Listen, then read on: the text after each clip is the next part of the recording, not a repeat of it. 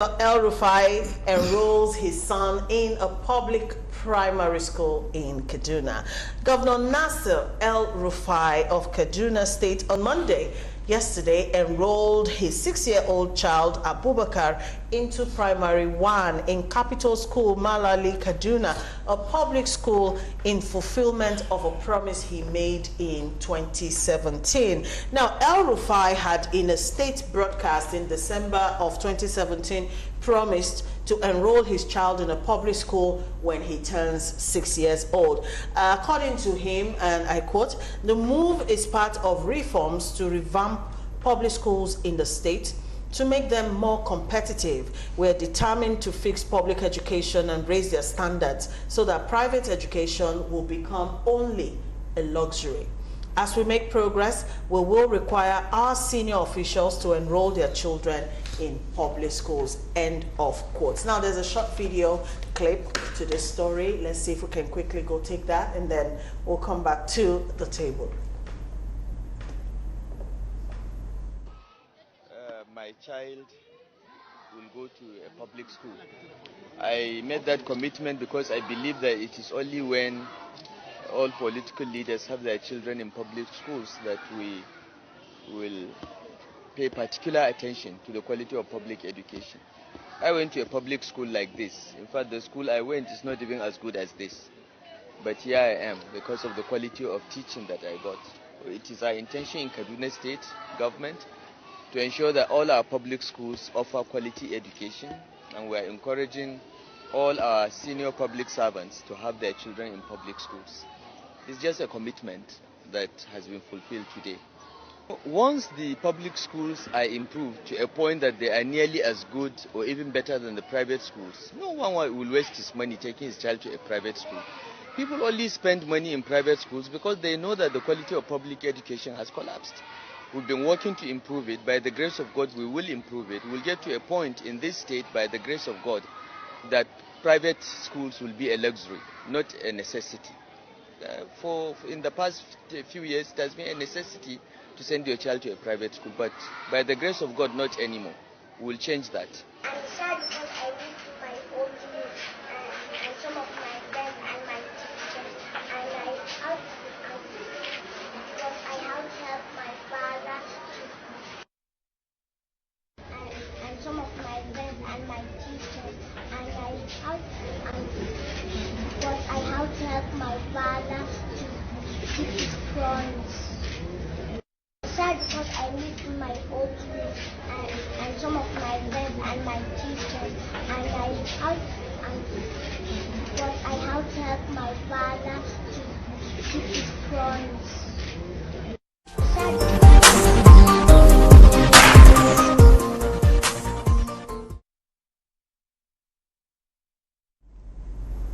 Okay, welcome back. So, that's Governor El Rufai of Kaduna State. Prince Chilaka, we'll start with you. Let me start by saying that there's nothing extraordinary the governor has done. This actually shouldn't be a news item. What it simply means is that even the media houses no longer have content because everybody's focusing on this. But there's a message which is there that everybody must take home. I, like the governor has said, I'm also a product of public school. Unfortunately, it is the same government officials who connived to kill public schools. They are the ones who killed public schools.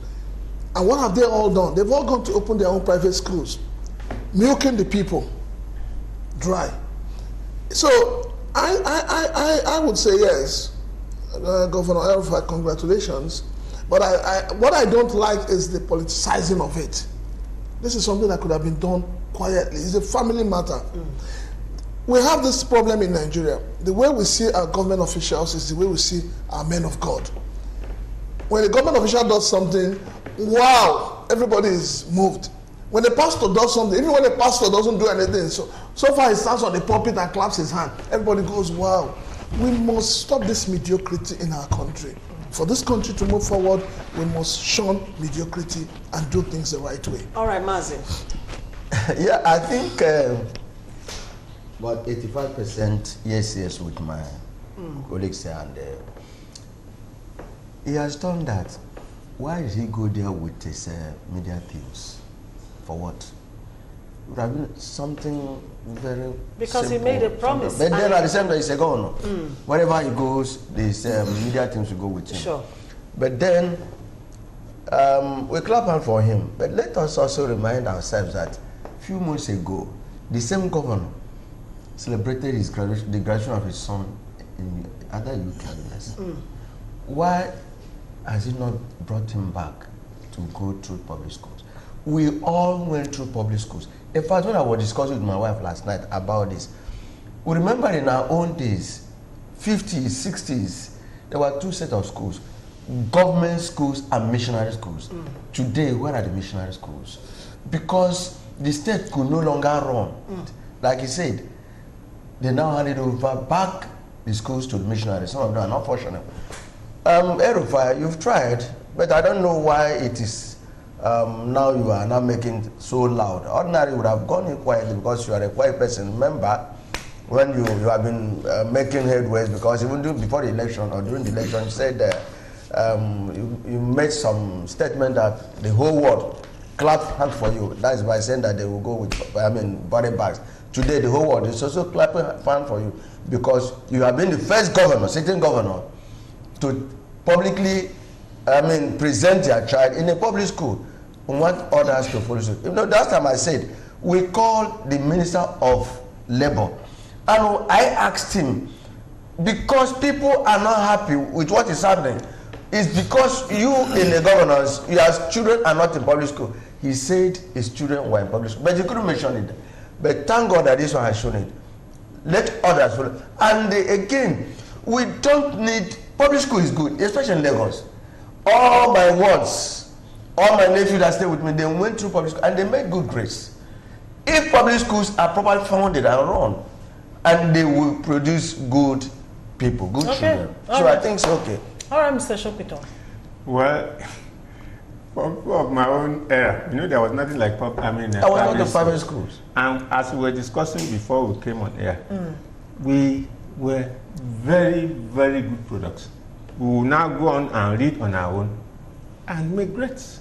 So, well, it is newsworthy because in this country today, you hardly see a governor. I know that Yakonde's children went to public schools in, what's that place now? I know that Shifawula's children went to school with my own wife. So all these people, it's now newsworthy because a lot of government officials don't send their school. But fortunately enough, we now hope that with this, the level of, the standard of public schools will increase. And I know that Lagos is doing a lot in that direction.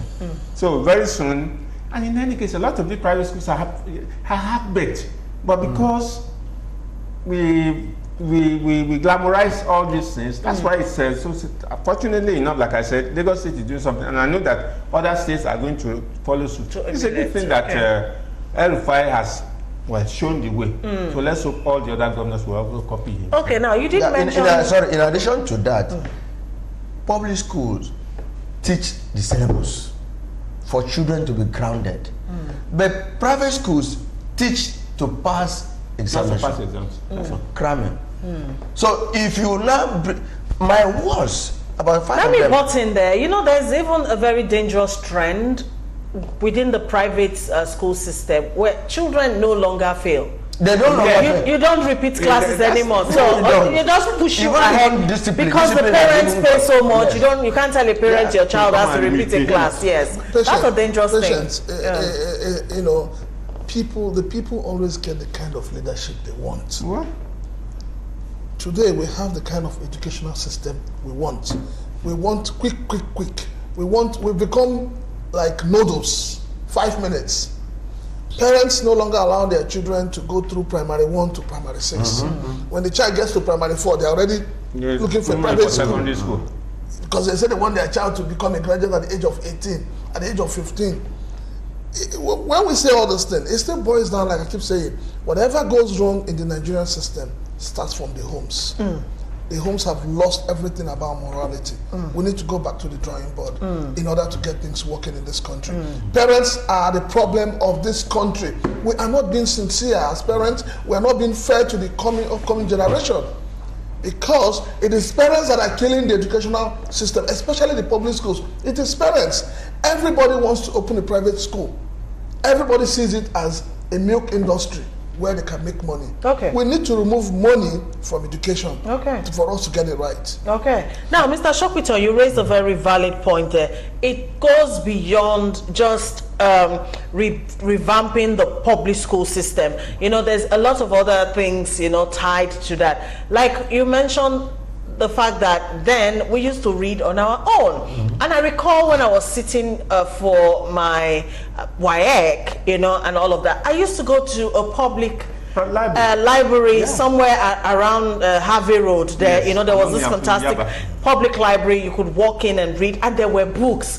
But the other day, I was driving by that place, and it was like a shadow of itself. It was overgrown with grasses and all of that. And that is the same thing across everywhere you go to. No public libraries for children to actually, you can't tell your child, go and read. Where, you know, so there are lots of things, you know, tied to all this. You're talking of library. The schools themselves, how many of the schools have libraries? We need to, first of all, bring back reading culture. Nigerians don't read any longer. The Nigerian youths today, they spend all their time on social media, Facebook, Instagram. They don't read. There's a difference between, like you said, there's a difference between reading and cramming. Even in the universities, what we have is people who don't read, like somebody who wants to come out with a first class. You're waiting to get to year 3 for a 4-year course, and you think you'll do magic to get a first. No, your first class starts from year 1. People don't read. What you have is people cramming. There was something I saw the other day, which was attributed to the NYSC DJ. Yes, I was shocked. People can't write their names. People can't fill a form. It's an embarrassment. It simply shows that the educational system is zero. Those who call themselves teachers need to have themselves checked again. Those who call themselves professors in the university, they need to ask themselves questions. If we keep bringing out half-baked people, half-baked youths, half-baked young adults, and throw them into the market, how would they get employed? So I am shocked that this government has not seen the need to declare a state of emergency in the educational sector. I think we have all made point. Ask him, when we were writing AIB in those days, there are some stages you must pass before you go to the next one. And there is, I think, other principle, whatever was about 49%, you must pass it before you go.